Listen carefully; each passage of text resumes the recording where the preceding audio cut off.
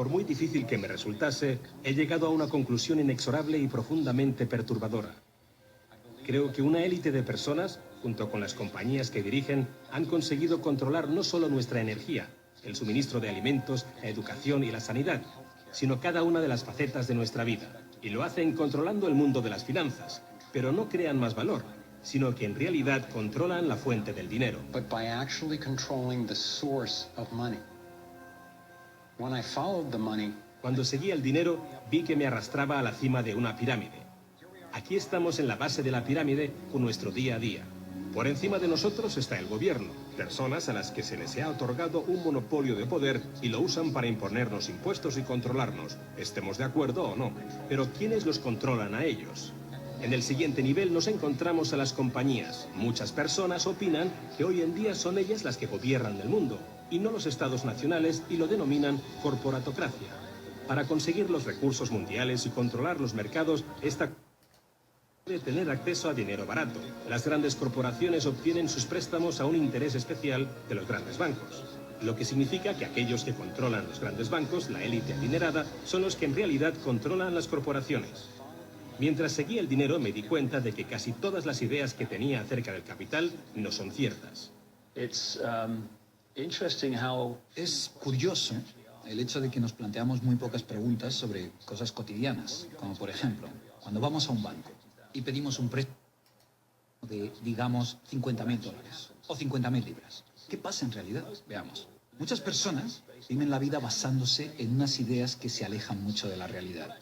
Lo que en realidad pasa es que si pides 50.000 libras, escriben que en tu cuenta hay 50.000 libras. Eso es todo lo que hacen. No acuñan monedas ni imprimen billetes. No recurren a ningún metal precioso. Simplemente escriben en una pantalla de ordenador que tu cuenta tiene 50.000 libras. Desde ese momento empiezas a pagar intereses sobre una cantidad de dinero que nunca ha existido, que no existe y que no existirá. Resulta que los bancos prestan unas 9 veces más dinero que la cantidad que en realidad guardan en sus cámaras. Y esto es posible gracias al préstamo conocido como reserva fraccionaria. Funciona de la siguiente manera. A la Reserva Federal, o al Banco Central de cualquier país, se le permite determinar la cantidad de dinero que un banco debe tener en sus reservas. En los Estados Unidos, ahora mismo es más o menos un 10%. so if you deposit $10,000 into the bank, Así que si depositas $10.000 en el banco separa el 10%, es decir, $1.000, y luego opera en el mercado con el resto. Por ejemplo, ahora llega otra persona al banco y pide un préstamo de $9.000 para comprarse un coche. En ese momento, el banco presta $9.000 del depósito que tú habías creado. Los $9.000 desaparecen. Entonces, la persona que solicita el préstamo paga al vendedor del coche y éste ingresa la cantidad en otro banco que forma parte del mismo sistema bancario central. Estos $9.000 se consideran un nuevo depósito y así continúa el proceso sucesivamente. El dinero se vuelve a depositar y se vuelve a prestar hasta que el depósito inicial de $10.000 se convierte en $100.000. El sistema bancario acaba de crear $90.000 simplemente prestando el dinero. Aparentemente todo empezó con los orfebres del siglo XVII, cuando la gente acudía a ellos para comerciar con oro. El oro era muy pesado para llevarlo de un sitio a otro, así que la gente comenzó a guardarlo en cámaras y comerciaba con recibos. Aquellos recibos fueron los primeros billetes. Como solo unos pocos retiraban su oro en momentos determinados, los dueños de las cámaras, básicamente los nuevos banqueros, empezaron a crear recibos de oro que en realidad no tenían. Entonces prestaban esos recibos y les aplicaban unos intereses al dinero prestado, al oro, que en realidad no tenían. Así nació nuestro sistema de reserva fraccionaria. En este sistema, los banqueros consiguen hacer dinero de donde no hay nada, mientras que el resto de nosotros tenemos que trabajar para ganárnoslo. Esto ha provocado una forma moderna de servidumbre donde la masa de la sociedad trabaja para pagar su deuda con los bancos.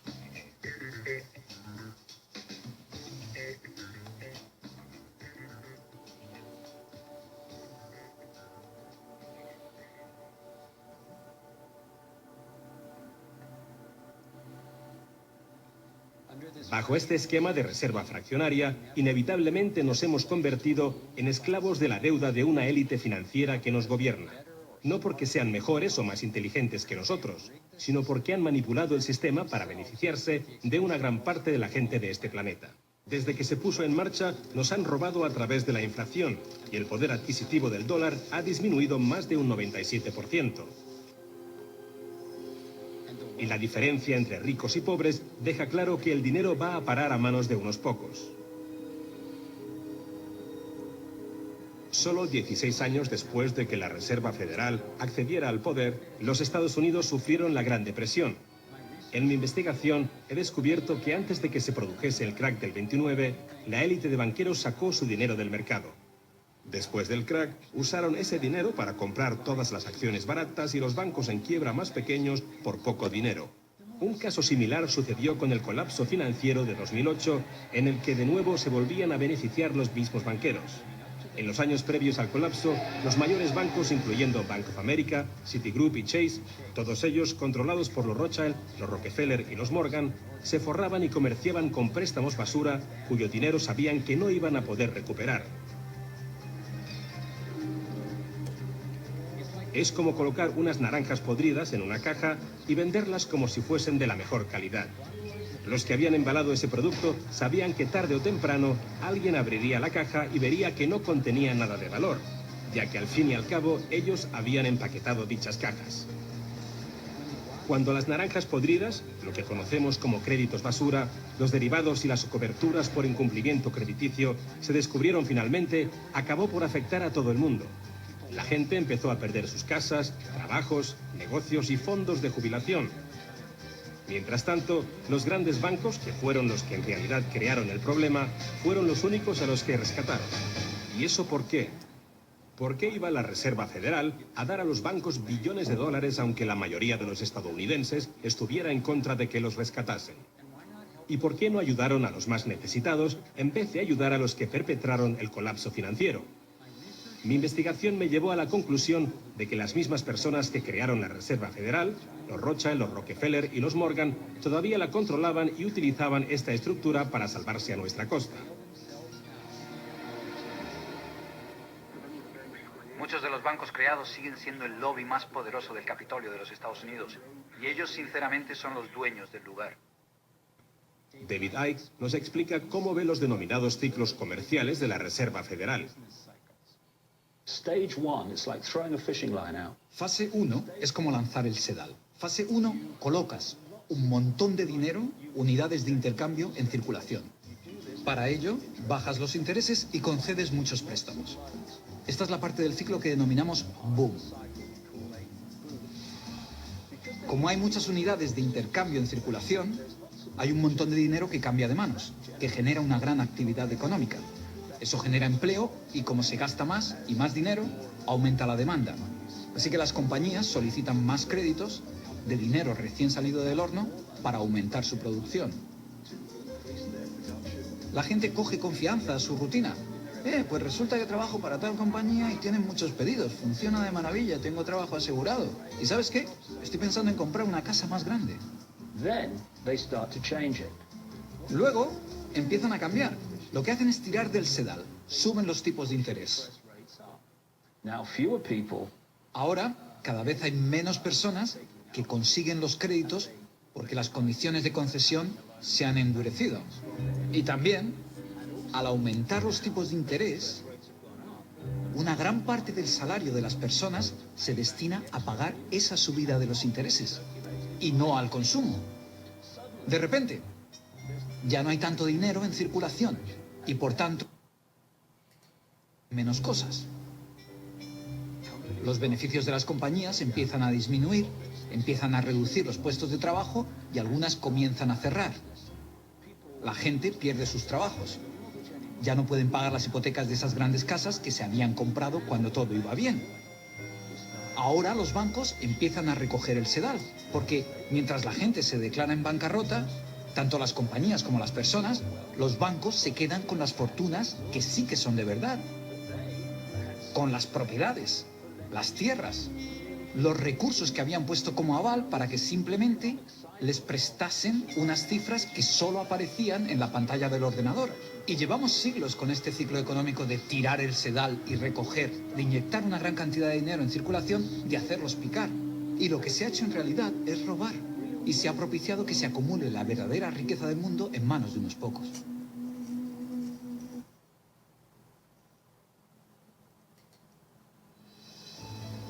A nivel internacional, los bancos centrales utilizan el Banco Mundial y el Fondo Monetario Internacional para hacer más dinero mientras explotan los recursos de aquellos países a los que les prestan dinero y con este proceso acaban llevando.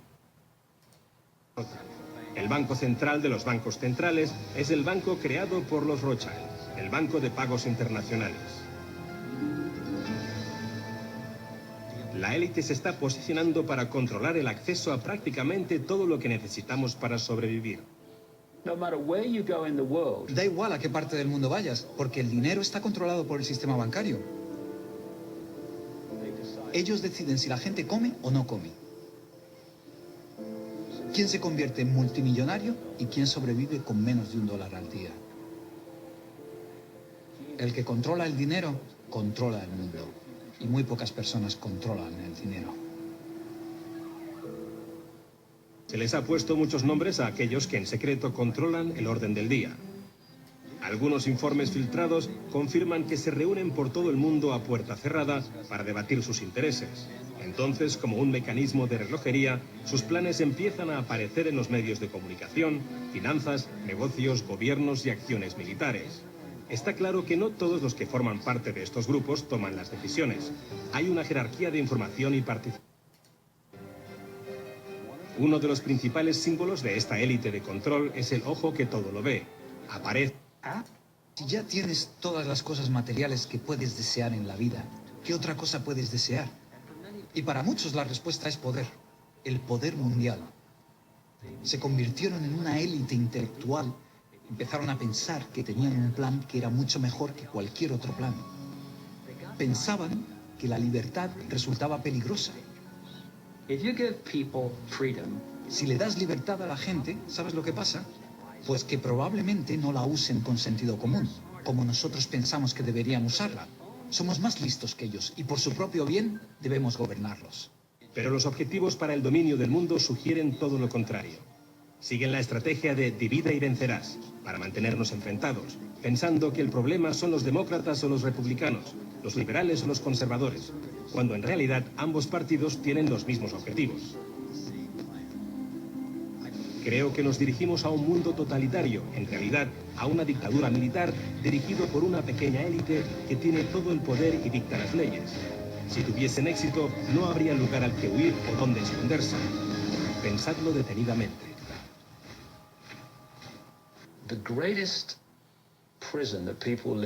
El miedo a qué piensan los demás es la mayor prisión en la que vive la gente.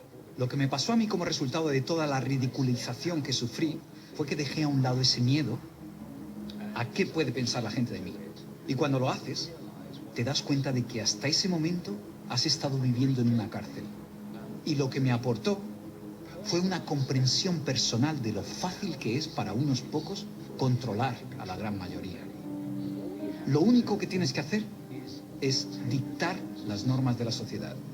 Lo que está bien y lo que está mal. Lo moral y lo inmoral. Lo bueno y lo malo. Lo sano y lo perjudicial. Lo posible y lo imposible. Y construyes lo que yo llamo una zona libre de problemas. Y si vives la vida dentro de esos parámetros de percepción, de creencias, y lo que dices y piensas encaja en eso, entonces la gente te dejará en paz, porque eres normal. Pero cuando te sales de ahí y empiezas a manifestar tus propias opiniones, lo que han creado los iluminados de Baviera es una población de guardias de la prisión que saltarán sobre aquellos que intenten salirse de la norma. Resulta interesante cuando alcanzas los límites de esa zona libre de problemas con tus opiniones y pensamientos. No estás pensando, si lo hago, ¿qué pensará el director del Banco Mundial? ¿Qué dirá? No, lo que pensamos es, ¿qué pensará mi madre? O los tíos del bar o mis compañeros de trabajo, ¿qué dirán? Y lo que han conseguido los iluminados de Baviera, al crear estas normas, es un ejército enorme de personas que se imponen dichas normas las unas a las otras.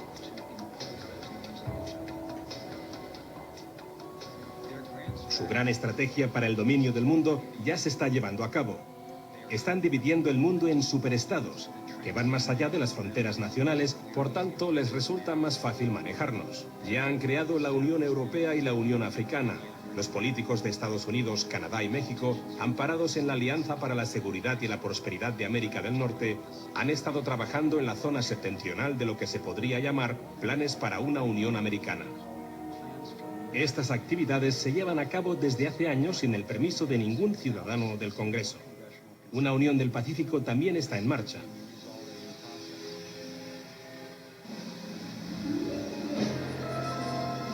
Este es el organigrama de la tiranía mundial, la estructura para conseguir un control total. Dos de los hombres más poderosos de Europa hablarán ahora de por qué el planeta debe estar regido por un solo gobierno. Es extremadamente importante que nosotros, en esta nueva propiedad de gobierno mundial, tengamos, especialmente a ambos lados del Atlántico, la implementación de las mismas normas del mismo modo. El año 2009 también es el primer año del gobierno mundial con la creación del G20, en medio de una crisis financiera. A nivel internacional, la élite de los bancos centrales ha colocado a grandes organizaciones en el lugar adecuado para implementar sus políticas, entre ellas la Organización Mundial del Comercio, la Organización Mundial de la Salud, el Banco Mundial y el Fondo Monetario Internacional. John Perkins es un hombre que, debido a sus muchos años de experiencia como lo que se conoce como sicario económico, conoce cómo la conspiración de los bancos, corporaciones y gobiernos ha tomado el control de países de todo el mundo. Hemos usado muchas técnicas, pero probablemente la más común es que vamos a un país que tiene recursos que nuestras corporaciones desean, como petróleo, y organizamos un gran préstamo para ese país a través de una organización como el Banco Mundial u otra similar.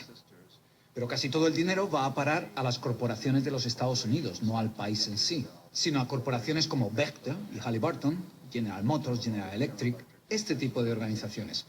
Y ellos construyen grandes proyectos de infraestructuras en ese país, centrales eléctricas, autovías, puertos, polígonos industriales, cosas que les resultan de utilidad a los ricos, pero que los pobres apenas disfrutan.